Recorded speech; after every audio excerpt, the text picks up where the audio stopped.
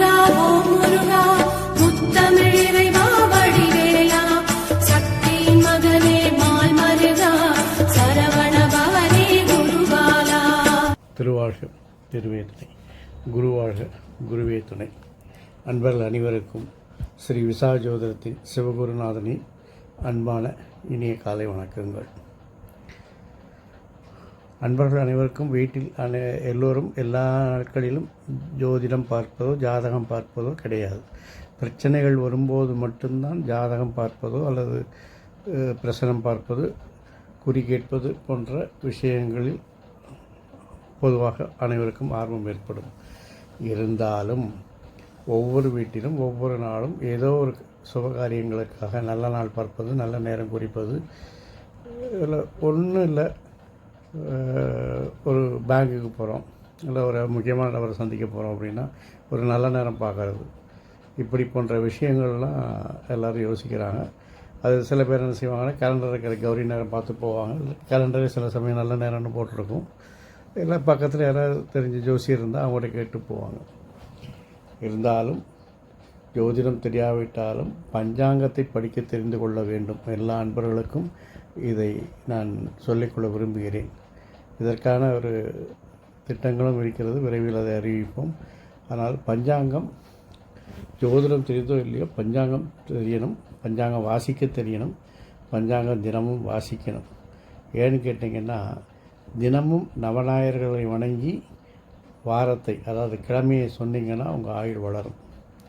திதியை சொல்லி வந்தீங்கன்னா உங்களுடைய செல்வம் கிடைக்கும். நட்சத்திரத்தை டெய்லி உச்சரிக்கிறதுனால உங்களுக்கு ஏற்பட்ட பாவங்கள் விலகும். யோகத்தை கூறுவதனால வியாதிகள் குணமாகும். கர்ணத்தை கூறுவதால் நினைத்த காரியம் நிறைவேறும் அப்படின்னு சாஸ்திரத்தில் வேதத்தில் சொல்லப்பட்டிருக்கிறது. அதனால் தினமும் பிரம்ம முகூர்த்தம் அல்லது அதிகாலை பொழுதில் பஞ்சாங்கம் படிப்பது அல்லது வாசிப்பது இத்தனை நன்மைகளை கொடுக்கும் என்பது பரிபூர்ணமான உண்மை. ஐயா அதுவும் முடியல அப்படின்னு சொன்னீங்கன்னா இந்த பதிவை காலையில் கேட்டு பாருங்கள். உங்களுக்கு என் அப்பன் செந்தூர்முருகன் எல்லா நன்மைகளையும் அருள் புரிவானாக. இன்று விசுவாச வருடம் வைகாசி மாதம் 16ஆம் நாள், ஆங்கில வருடம் 2025 மே மாதம் 30ஆம் நாள், வாரம் வெள்ளிக்கிழமை. வாரம் வெள்ளிக்கிழமை. நட்சத்திரம் புனர்பூசம், இரவு 9:29 வரை, பின் பூசம். சந்திராஷ்டமம் கேட்டை, இரவு 9:29 வரை, பின் மூலம். யோகம் சித்த யோகம். நித்திய யோகம் கண்டம் மதியம் 12:56 வரை, பின் விருதி.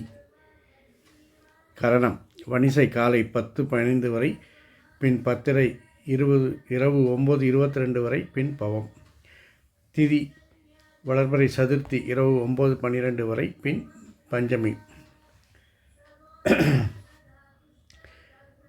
இன்றைய சுபவேளைகள் காலை 6 மணி முதல் 9 வரை, மதியம் 1 மணி முதல் 1:30 மணி வரை, மாலை 5 மணி முதல் 6 மணி வரை, இரவு 8 மணி முதல் 9 மணி வரை மற்றும் இரவு 10:30 மணி முதல் 11 மணி வரை.